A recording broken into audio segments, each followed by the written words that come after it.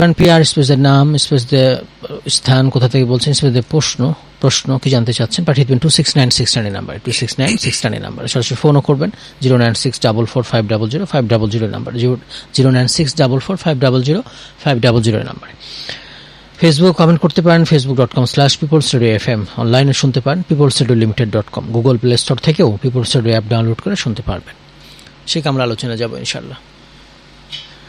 আসসালামু আলাইকুম ওয়া রাহমাতুল্লাহি ওয়া বারাকাতুহু। জি সম্মানিত শ্রোতাবৃন্দ, আমরা সালাতের গুরুত্ব সম্পর্কে আলোচনা করছিলাম। জি, এখন আমরা আপনাদেরকে জানাবো যে সালাত যারা পড়ে না, বেনামাজি, সেটা একটা ফোন নিয়ে এসে জি আমরা। জি আসসালামু আলাইকুম, বলুন। আসসালামু আলাইকুম। ওয়ালাইকুম আসসালাম ওয়া রাহমাতুল্লাহ। হুজুর, আপনাদের অনুষ্ঠানটা 1টা থেকে 3টা পর্যন্ত দিলে তো আমরা জোহরের নামাজ পড়তে যাই, শুনতে পারি না। এখন এই জিনিসটা আমি ভেবেছি, এখন আমি সালাত পড়ে শুরু করে দিই, এখন বাকিটা শুনবেন, সালাত পড়ে এসে শুনবেন বাকিটা। ঠিক আছে, ওটা তো 1 ঘন্টা জায়গা, তাই না? হ্যাঁ, টেলিভিশন রেডিও এগুলোর সময় তো আসলে আমাদের অনুযায়ী হয় না। সময় ইসলামিক অনুষ্ঠানগুলো নামাজের সময় না দেওয়া হয়েছে। আচ্ছা, ওই ব্যাপার হচ্ছে যে এগুলো আমাদের হাতে থাকে না, এজন্য সালাত আগে পড়বেন, আমাদের অনুষ্ঠান শোনা দরকার নেই, এটা পড়ে বাকিটা শুনবেন ইনশাআল্লাহ। এই যে বাকি দিন পাবেন 3টা থেকে 5টা আছে, বাকি 2 দিন, আর 2 দিন 1টা থেকে 3টা। নরমালি সালাতের ওয়াক্ত 12টা। আর অনুষ্ঠান বড় না, 2 ঘন্টা করেছেন, এটা 1 ঘন্টা পেতেন, আমি চালিয়ে একটু বাড়িয়ে 2 ঘন্টা করেছি, এটা 1 ঘন্টা 2টা থেকে 3টা হতো। হুজুর, 12টা 20 ওয়াক্ত হয়ে যায় পড়তে পারে এর আগে। আর আপনাদের ওয়াক্ত আগে হয়ে যাচ্ছে। বলেন। হ্যালো, আমার একটা প্রশ্ন। ইমাম সাহেব, আমরা ইমামের পিছনে নামাজ পড়ি, হ্যাঁ, এখন ইমাম সূরা কেরাত পড়ে, আমরা পিছনে মুক্তা দিয়েও কি সূরা কেরাত পড়তে হইব নাকি? আর কোনো প্রশ্ন আছে? না, এটা জি, আমাদের সাথে থাকুন, সেকে আমরা বলে দিব সূরা কেরাত ফাতিহা পড়া লাগবে কিনা। জি প্রিয় ভাই প্রশ্ন করেছেন, ইমামের পিছনে যখন সালাত পড়েন তখন সূরা কেরাত পড়তে হবে কিনা। জি, জি আসলেও আল্লাহ সুবহানাহু ওয়া তাআলা কোরআন কারীমে বলছেন, ওয়াইদা কুরিআল কুরআন ফাসতামিউ লাহু আনসিতু লাআল্লাকুম তুরহামুন। সেকে আমরা একটা ফোন নিয়ে বাকিটা জবাব দেব ইনশাআল্লাহ। জি জি আসসালামু আলাইকুম, কে বলছেন, কোথা থেকে বলছেন, প্রশ্ন করবেন। আলহামদুলিল্লাহ, আমরা ভালো আছি, আপনি ভালো আছেন? বলেন। জি, আপনি পুরানা, আমিও পুরানা মিডিয়াতে। বলেন। জি জি, অন্য রেডিওতে। হ্যাঁ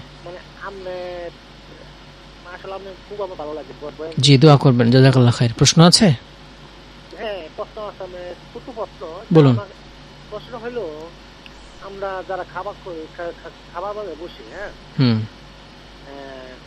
অনেকজনে চিনা হোক অচেনা হোক হঠাৎ করে সালাম মারে, হ্যাঁ, এই মুহূর্তে আমরা নিব না পরে নিব? বুঝতে পেরেছি, জি, আমাদের সাথেই থাকবেন। ধন্যবাদ। আসসালামু আলাইকুম, প্রশ্ন করবেন। ওয়ালাইকুম আসসালাম রহমতুল্লাহ। সালাম নিয়েছি, প্রশ্ন করবেন। হ্যালো, হ্যাঁ, শুনতে পাচ্ছি, বলেন। আমার কিছু প্রশ্ন। হ্যাঁ, ওই যে আমি তো চোখে দেখি না, বুঝছেন? আচ্ছা, আপনি ঘরে বসেন, আর ঘরে জুমার সময় আমি জুমার নামাজের আগে জোহরের নামাজটা ঘরে বসে পড়ে নেই, তাহলে কেমন নামাজ হবে? তো এটা বুঝতে পেরেছি। আর কোনো প্রশ্ন আছে? জি, আমাদের সাথেই থাকবেন। আসসালামু আলাইকুম, বলেন। জি, প্রশ্ন করবেন। শুনতে পাচ্ছেন? প্রশ্ন করবেন, জোরে বলতে হবে, আমি শুনতে পাচ্ছি না তো আপনাকে। হ্যাঁ, বলেন। প্রশ্ন করেন। হ্যাঁ, বলেন।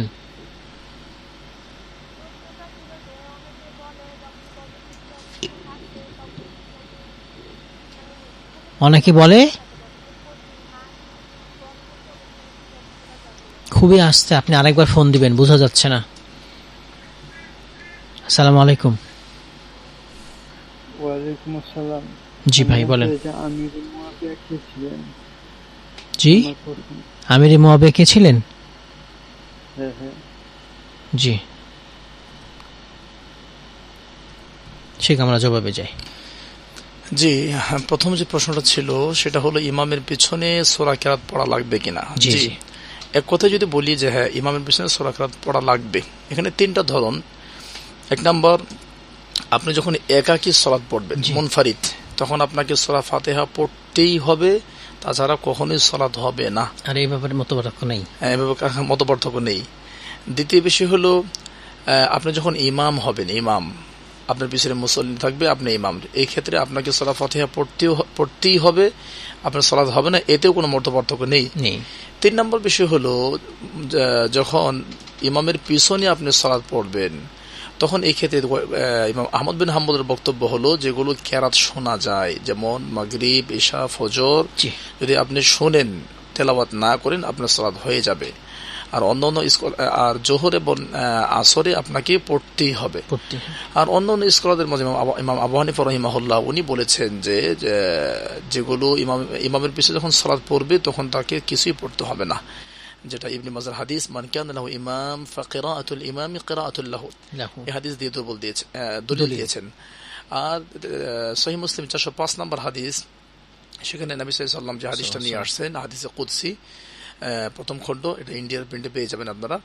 এখানে আবু হুরায়রা রাদিয়াল্লাহু আনহু বলেন, রাসূল সাল্লাল্লাহু আলাইহি ওয়াসাল্লাম, আল্লাহ নিজে বলেন যে কাসামতুস সালাতা বাইনি ওয়া বাইনা আবদি নিসফাইন, কাসামতুস সালাত ইয়ানি সূরাতুল ফাতিহা, আমি সূরা ফাতিহাকে ভাগ করেছি আমার মাঝে এবং আমার বান্দার মাঝে 2 ভাগে, ফানিসফুহা লি ওয়া নিসফুহা লি আবদি, এক ভাগ আমার জন্য আর এক ভাগ বান্দার জন্য। ফাইদা ক্বালা আল আবদু আলহামদুলিল্লাহি রাব্বিল আলামিন ক্বালা আল্লাহু তাআলা হামিদানি আবদি। এখান থেকে বোঝা যায় যে সূরা ফাতিহা পড়তে হবে। আলা কুল্লি হাল, সবগুলো মতামতকে সমন্বয় করে সৌদি আরবের আল্লাজিনা আদ-দায়মা বা ইন্টারন্যাশনাল ফতোয়া বোর্ডের যে ফতোয়া, ইমামের পিছনেও আমাদেরকে সূরা ফাতিহা পড়তে হবে বা পড়া দরকার। জি হাসান, তা সুন্দর বলেছেন। এরপরে খাবার অবস্থায় কেউ সালাম দিলে সালামের জবাব দিবে কিনা? আসলেও সালাম দেওয়া এবং সালাম নেওয়া এখানে কোনো বাধা নেই খাবার অবস্থায়। আমার খাবার অবস্থায় দুনিয়ার অনেক কথা বলতে পারি, গীবত, পরনিন্দা, চুগলখড়ি, ব্যবসা বাণিজ্য লস, সবকিছু শেয়ার করতে পারি, কিন্তু সালাম দিতে গেলে বা সালাম নিতে গেলে আমরা এটাকে দোষণীয় মনে করি, যেটা কোনো অসুবিধা নেই। অবশ্যই খাবার চলা অবস্থায় সালাম দেওয়াও যাবে, সালাম নেওয়া যাবে। হাসান, তা পরের প্রশ্ন যাব। যে উনি অন্ধ মানুষ, জুমার দিন ঘরে জোহরের সালাত পড়তে চাচ্ছেন, আপনার মতো একজন অন্ধ মানুষ, আল্লাহ আপনার উপর রহম করুন, আমিন। নবী সাল্লাল্লাহু আলাইহি সাল্লামকে প্রশ্ন করেছেন, আল্লাহ নবী, আমি তো অন্ধ, আমার জন্য কি কোনো ছাড় আছে? ইবনে উম্মে মাকতুম, হ্যাঁ, ইবনে উম্মে মাকতুম। তখন নবী সাল্লাল্লাহু আলাইহি ওয়াসাল্লাম বলছেন যে আচ্ছা ঠিক আছে, তুমি বাড়িতে সালাত পড়ো। যখন চলে যাচ্ছিল তখন এই শোনো, হাল তাসমাউন নিদা, তুমি কি আজান শুনতে পাও? বলছে নাম। বলছে ফাআজিব, যে আজান শুনতে পাও, অন্ধ হলেও তোমাকে মসজিদে এসে সালাত পড়তে হবে। তো আবার আরেক হাদিস আছে, হাল্লাকা কায়েদ, তোমার কোনো কায়েদ আছে, তোমাকে ধরে ধরে নিয়ে আসবে? বলছে না। তো কায়েদ থাকুক আর না থাকুক, আপনাকে চেষ্টা করতে হবে মসজিদে এসে সালাত পড়ার জন্য জামাতের সাথে, যেটা আবু দাউদের 554 নম্বর হাদিস। নবী সাল্লাল্লাহু আলাইহি ওয়াসাল্লাম বলছেন যে উবাই বিন কাব রাদিয়াল্লাহু আনহু বলেন, সাল্লা বিনা রাসূলুল্লাহ সাল্লাল্লাহু আলাইহি ওয়াসাল্লাম আল ফজর, আল্লাহ নবী ফজরের নামাজ পড়ে বললেন যে হাল আশাহিদুন ফুলান, অমুক কে এসেছে? ক্বালু লা। আবার বলছে আশাহিদুন ফুলান, অমুক কে আসছে? ক্বালু লা, না আসে নাই। তখন নবী সাল্লাল্লাহু আলাইহি ওয়াসাল্লাম বলছেন, ইন্না হাতাইনি সালাতাইনি আথকালুস সালাওয়াত আল মুনাফিকিন, ফজর এবং ঈশা, এই 2 ওয়াক্তের সালাত মুনাফিকদের জন্য সবচেয়ে বেশি ভারী। সুতরাং অবশ্যই 5 ওয়াক্ত সালাতে জামাতের সাথে পড়তে হবে, বিশেষ করে ফজর এবং ঈশা যাতে কোনোভাবে ছুটে না যায়, এটা খেয়াল করতে হবে। তো এখন মূল ব্যাপারটা হচ্ছে যে এখন ওরা যদি একেবারেই কেউ নিয়ে যাওয়ার লোক না থাকে মসজিদে যাওয়ার, সেক্ষেত্রে কি? হ্যাঁ, একেবারেই যদি কেউ না থাকে আর আপনিও যদি আপনার পক্ষে পসিবল না হয়, মনে হয় কোনো করতে পড়ে যাবেন, তাহলে অবশ্যই আল্লাহ তাআলা সাধ্যের বাইরে বান্দাকে কিছু চাপিয়ে দেন, আপনার বাড়িতে পড়ে নেবেন ইনশাআল্লাহ। কিন্তু আমরা দেখতে পাই অন্ধ মানুষ তারা ভিক্ষা করে, রাস্তাঘাটে ঘুরে বিভিন্ন জায়গায় যেতে পারে, লাঠি দিয়ে করে। তো আপনি সেটা চেষ্টা করবেন ইনশাআল্লাহ। পরে প্রশ্ন যাব, আমির মুআবিয়া রাদিয়াল্লাহু আনহু সম্পর্কে জানতে চেয়েছি। আমির মুআবিয়া রাদিয়াল্লাহু আনহু কোনো সন্দেহ নেই, তিনি আল্লাহ নবীর সাহাবী এবং তিনি কাতিবে ওয়াহি, এবং উনি একজন জালিল কদর সাহাবী। সুতরাং তাকে নিয়ে কোনো মন্তব্য করা বা কোনো বক্তব্য দেওয়ার মানে অধিকার আমার নেই, আমাদের কারো নেই। সুতরাং অবশ্যই রাদিয়াল্লাহু আনহুম ওয়া রাদু আন, এটাকে বুঝতে হবে।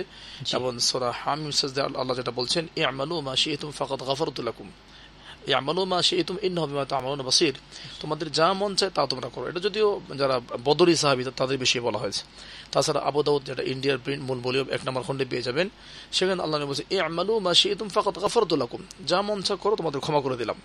তার মানে যে সাহাবীদের ব্যাপারে আল্লাহ তাআলা এমন ঘোষণা দিয়েছেন, সুতরাং ওই সাহাবীদের ব্যাপারে মুখ খোলার কোনো সুযোগ আমাদের নেই। জি, আল্লাহু আলাম। আল্লাহু আলাম। আমরা আলোচনায় যাব ইনশাআল্লাহ, একটু আলোচনায় যাব আমরা। জি, আমরা আলোচনায় যাচ্ছি এবং আমরা শেষ মুহূর্তে পরে চলে আসছি। জি আমরা আলোচনা করছিলাম সালাতের গুরুত্ব, যারা সালাত পড়ে না বেনামাজি এদের সম্পর্কে। প্রিয় ভাইয়েরা, বেনামাজি যারা আছে তাদের তিনটা ধরন বা তিনটা কোয়ালিটি আমরা বলবো। নাম্বার 1, একদম সালাত পড়ে না, কখনই সালাত পড়ে না। তো এই লোক সে মুসলিম আছে কিনা এই বিষয়ে স্কলারদের দুটি মতামত। কেউ বলছে যদি সে জাহিদ হয়, সালাত অস্বীকারী হয়, তাহলে অবশ্যই সে কাফির হয়ে গেছে। আর যদি কাসলানান, অলসতার কারণে হয়ে থাকে, তাহলে তার ঈমান আছে, নাকিসুল ঈমান।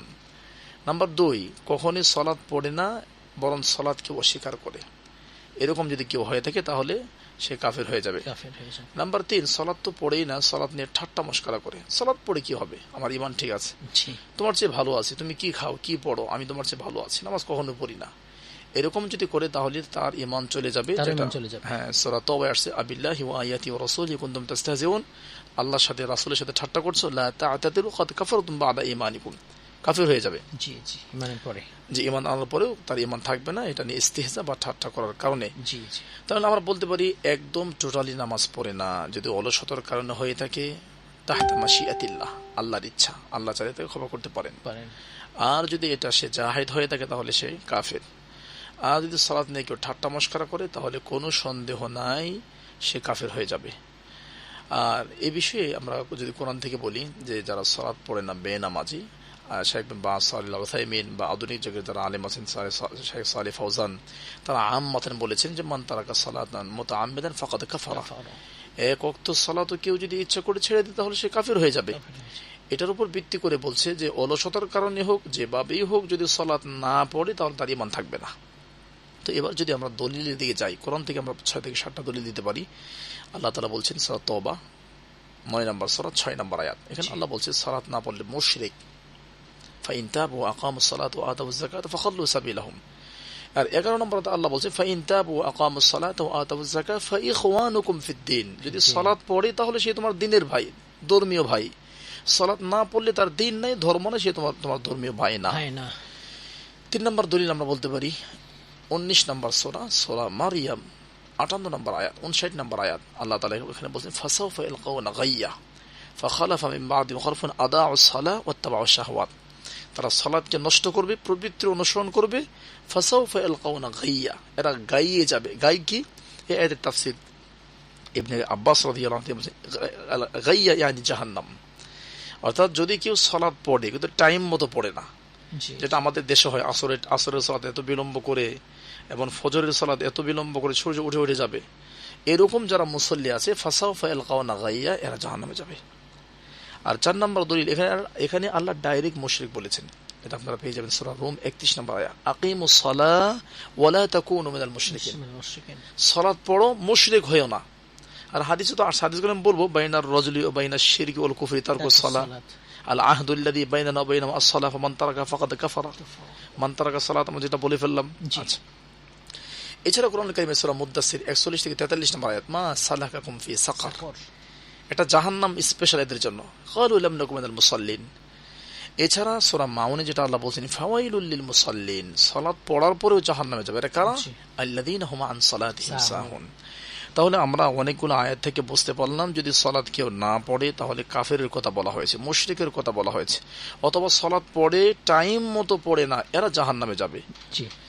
এবার যদি হাদিসের দিকে যাই, সহিহ মুসলিম 82 নম্বর হাদিস, তিরমিজি, নাসাই, ইবনে মাজাহ, সহিহুল জামে 4143 নম্বর হাদিস, এবং সহিহ আত-তারগিব 1 নম্বর খণ্ড 382 নম্বর পৃষ্ঠার হাদিস, সহিহ আত-তারগিব খণ্ড নম্বর 1 পৃষ্ঠা নম্বর 385 নম্বর হাদিস, এবং মুসনাদ আহমদ বিন হাম্বল 61 নম্বর হাদিস। এখান থেকেও বোঝা যায় যে হাদিসগুলোর নস আমি আগে বলে ফেলছি, এখন নাম্বারগুলো বললাম। এখান থেকেও বোঝা যায় সালাত না পড়লে তার ঈমান থাকবে না, যদি অস্বীকার করে, ঠাট্টা মশকরা করে এবং একদম না পড়ে। তাহলে আমরা কোরআন থেকে জানলাম কাফের, হাদিস থেকে জানলাম বেনামাজি কাফের। এবার যদি কোরআন হাদিসের পরে যাই, পরের স্টেপ যেটা সাহাবায়ে কেরাম 2622 নম্বর হাদিস তিরমিজি, যে নবী সাল্লাল্লাহু আলাইহি ওয়াসাল্লামের সাহাবীরা, কুননা আসহাবু মুহাম্মদ সাল্লাল্লাহু আলাইহি ওয়াসাল্লাম লা ইয়ারাউনা শাইআন মিনাল আ'মালি তারকুহু কুফরুন ইল্লা সালাহ, নবীর সাহাবীরা কোনো আমল ছেড়ে দেওয়াকে কুফরি মনে করতেন না, তবে সালাত ব্যতীত। জি জি, যারা সালাত পড়তো না তাদেরকে কাফের মনে করতেন। কাফের মনে হয়। তাহলে কোরআন থেকে জানলাম কাফের, হাদিস থেকে জানলাম কাফের, নবীর সাহাবীর বক্তব্য থেকে জানলাম কাফের। আরো নিচে যদি আসি আমরা, তাহলে চারজন সম্মানিত ইমাম, ইমাম আবু হানিফা, শাফি, মালিক, আহমদ বিন হাম্বল রাহিমাহুমুল্লাহ আজমাইন, আজমাইন। তারা সকলেই বলেছে যদি নামাজকে অস্বীকার করে তাহলে তার ইমান থাকবে না। একটা ফোন নিয়ে আসি। আসসালামু আলাইকুম, বলেন। ওয়ালাইকুম আসসালাম রাহমাতুল্লাহ। জি ভাইয়া, আপনাদের আলোচনা অনেক সুন্দর, নতুন প্রোগ্রাম করতেছেন নতুন ভাবে, এটা অনেক সুন্দর, অনেক ভালো, আলহামদুলিল্লাহ। জি, আল্লাহ তাআলা ব্যবস্থা করে দিয়েছেন। আমার প্রশ্নটা হচ্ছে এই যে সলাৎ, মানে কিছু মানুষের জন্য সলাৎ কিন্তু খুব কঠিন, মানে পরিবেশের কারণে খুব কঠিন পর্যায়ে দাঁড়ায়, তখন মানে যুদ্ধ করে কি সলাৎ পড়া, মানে এটা কিভাবে কি, মানে এটা খুব কঠিন, যেটা আমি আমার দিক থেকে বলেন ফজর সলাৎ পাই না, মানে পাচ্ছি না, খুব, এটার জন্য আমি খুব দুঃখিত, বলে দেবেন আমাকে। কেন পাচ্ছেন না? ফোনটা কেটে দিচ্ছি। প্রশ্নটা কমপ্লিট না, উনি কেন পাচ্ছেন না বাকি? হ্যাঁ, আমরা যতটুকু পারি উত্তর দিচ্ছি।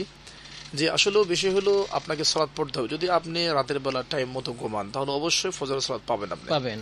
কারণ যেটা হাদিসে আসছে, নবী সাল্লাল্লাহু আলাইহি সাল্লাম বলছেন যে ইয়াকরাহুন নাওমা ক্বাবলা আল ইশা ওয়াল হাদিসা বাদাহা।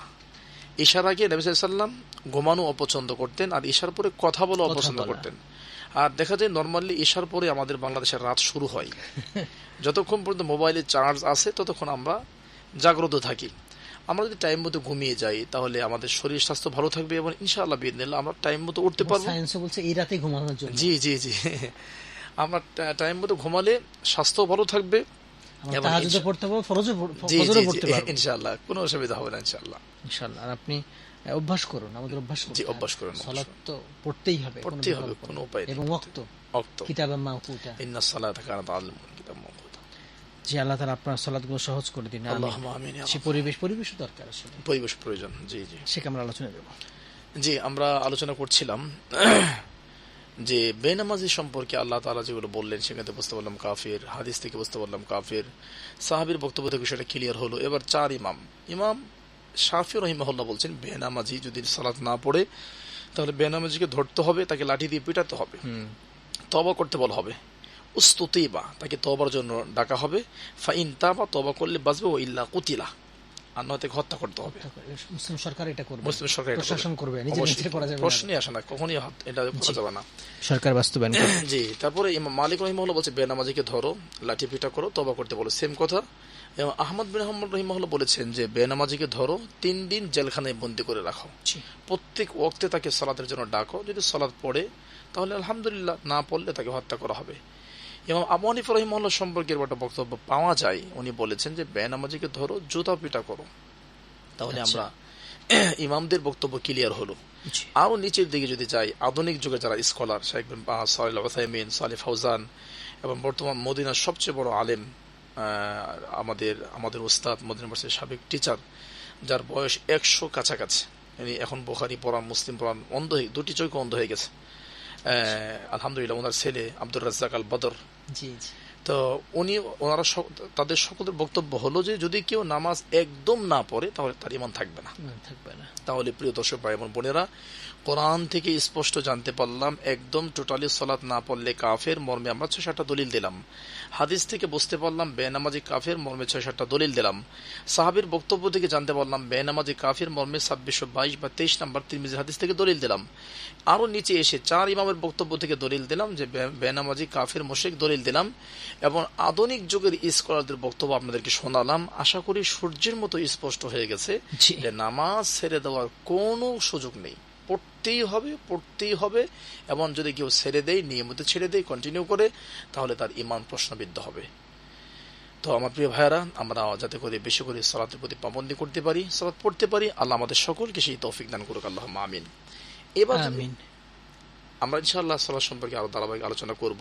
বেনামাজি মারা গেলে তার দাফন কাফন কেমন হবে, এবং ফরজ সালাতের পদ্ধতি, সিস্টেম, নফল সালাত, তাহাজ্জুদ, ইশরাক, দোহা, চাশত, বিভিন্ন সালাত, আমরা অধ্যায় ভিত্তিক ইনশাআল্লাহ, পর্বভিত্তিক ইনশাআল্লাহ আমরা আলোচনা করবো ইনশাআল্লাহ।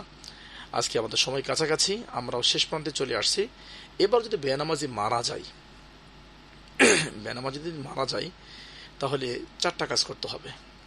1 নাম্বার, যে বেনামাজি কখনো সালাত পড়ে নাই, কোনোদিন সালাত পড়ে নাই বা সালাত অস্বীকার করেছে, এরকম যদি হয়ে থাকে, সে যদি মারা যায়, তাহলে স্কলার আলেমদের বক্তব্য হলো সে মারা গেলে তার গোসল হবে না, তাকে গোসল দেওয়া যাবে না, কারণ সে তো মুসলিম না, ইমান নিয়ে মরে যায় নাই।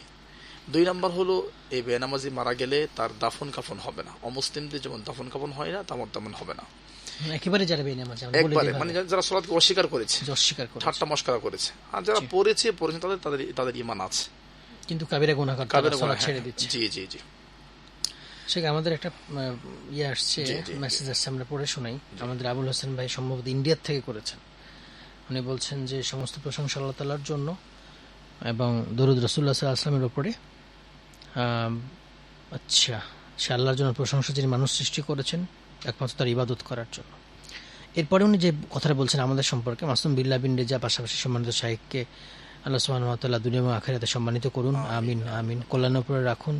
এই সমস্ত দিনী প্রোগ্রাম যেন বেশি বেশি হয়, এজন্য যে বাংলাদেশে বিশেষ করে শিরক বিদআতে নিমজ্জিত বাংলাদেশ, আল্লাহ তাআলা আমাদের সবাইকে শিরক বিদআত থেকে হেফাজত করুন, আমিন। জাযাকাল্লাহু খাইর, বারাকাল্লাহু ফিকুম। সেটা আমরা আজকে অনুষ্ঠান শেষ করি। আমাদের আলোচনা যেগুলো করেছিলাম, আর কিছু সংক্ষেপে কিছু বলার আছে না এই পয়েন্টগুলোর মধ্যে? না, আজকে মতো আমরা জানাজা শেষ করতে পেরেছি, জি জি জি, দাফন কাফন শেষ করতে পেরেছি, না কিছু বাকি আছে, আজকে বলবো না আরেকদিন বলবো? আচ্ছা, এটা আরেকদিন বলবো ইনশাআল্লাহ। জি, যেটা ফোন আসছে। আসসালামু আলাইকুম ওয়া রাহমাতুল্লাহ। জি, কে বলছেন? প্রশ্ন করবেন। আসসালামু আলাইকুম। ওয়ালাইকুম আসসালাম।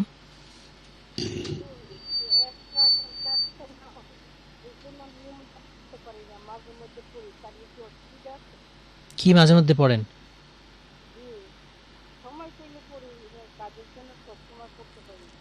কি নামাজের কথা বলছেন? ও আচ্ছা, চাষ চেষ্টা, জি জি, আমাদের সাথেই থাকবেন শেখ। মাঝে মাঝে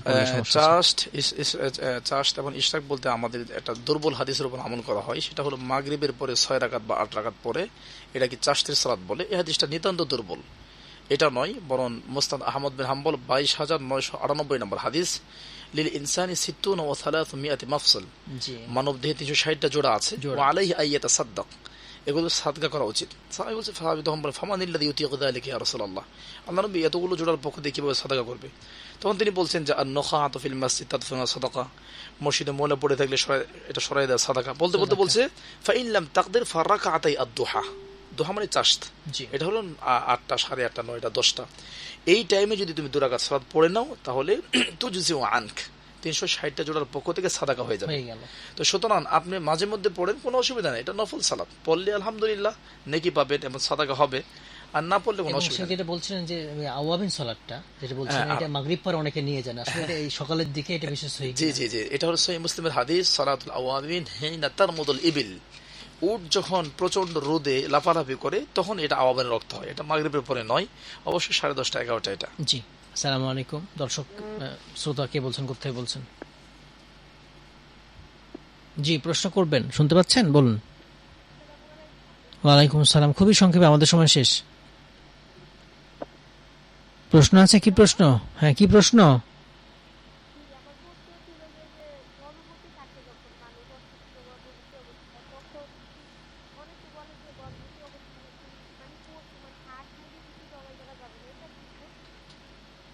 শুনতে পাইনি, আরেকবার, খুবই আস্তে আপনার ফোন আসছে, কথা আসছে। হ্যাঁ, গর্ভবতী অবস্থায়, বলেন শেষ করেন।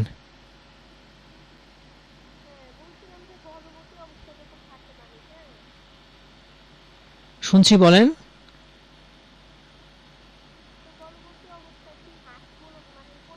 বুঝতে পেরেছি শেখ, যেটা কুসংস্কার, আমাদের সে কুসংস্কার আছে, গর্ভবতী অবস্থায় হাঁস মুরগি কাটা যাবে না, কাটলে তার সমস্যা হবে গর্ভের সন্তানে। এটা আমাদের ভাই বলে ফেলেছেন, এটা কুসংস্কার, এতে কোনো বাধা নেই। গর্ভবতী অবস্থায় বা যে কোনো সময়, যে কোনো মুহূর্তে আপনি অবশ্যই খাসি বা যে কোনো প্রাণী জবাই করতে পারবেন, কোনো অসুবিধা নেই। হাঁস মুরগি জবাই করতে পারবেন, এগুলো আপনার কোনো ক্ষতি হবে না, আপনার সন্তানেরও কোনো ক্ষতি হবে না। জি শেখ, আপনাকে অনেক ধন্যবাদ, আপনি আমাদের মূল্যবান সময় দিয়েছেন, আলোচনা করেছেন, সুন্দর তথ্যবহুল আলোচনা করেছেন, জবাব দিয়েছেন, জাযাকুমুল্লাহ খাইর। বারাকাল্লাহ ফিক, আপনাকে অনেক ধন্যবাদ। জি, আল্লাহ তাআলা আমাদের অনুষ্ঠান কবুল করুন, আমিন। বন্ধুরা, আজকে অনুষ্ঠান শেষ করছি, আগামীকাল ইনশাআল্লাহ আসবো আমরা, কালকে 3টা 5টা বৃহস্পতিবার কালকে 3টা 5টা হচ্ছে, তাহলে ইনশাআল্লাহ আপনারা 4 দিন শুনতে পাবেন অনুষ্ঠান। রোববার 3টা থেকে 5টা, সোমবার 1টা থেকে 3টা, বুধবার 1টা থেকে 3টা এবং বৃহস্পতিবার 3টা থেকে 5টা। আমার জন্য সহজ হয়ে গেছে যে আমাকে কম কথা বলা লাগছে রেডিওতে, আমরা আলিম নিয়ে আসছি আলহামদুলিল্লাহ। আপনারা আমাদের সাথেই থাকবেন, আলোচনা শুনবেন, বিশেষ করে সহিহ আলোচনা শুনতে হবে, সঠিক আলোচনা শুনতে হবে। আমাদের দেশে অনেক ইচ্ছা কাহিনী নির্ভর আলোচনা আছে, এইসব থেকে বেরিয়ে এসে সহিহ আলোচনা শুনতে হবে, সহিহ প্রশ্নোত্তর আমাদের শুনতে হবে ইসলাম মেনে চলার জন্য, এবং আমাদের যাচাই বাছাই করতে হবে। দুনিয়ার বিষয়টা আমরা খুব যাচাই বাছাই করি, আমাদের দিনই বিষয়ে আরও বেশি যাচাই বাছাই করতে হবে, পরকালীন শান্তির জন্য, অনন্তকালীন শান্তির জান্নাতের জন্য। আল্লাহ তাআলা আমাদের সবাইকে পবিত্র কোরআন এবং সহিহ সুন্নাহ অনুযায়ী আমল করতে তৌফিক দান করুন, আমিন। আসসালামু আলাইকুম ওয়া রাহমাতুল্লাহি ওয়া বারাকাতুহু। আসসালামু আলাইকুম।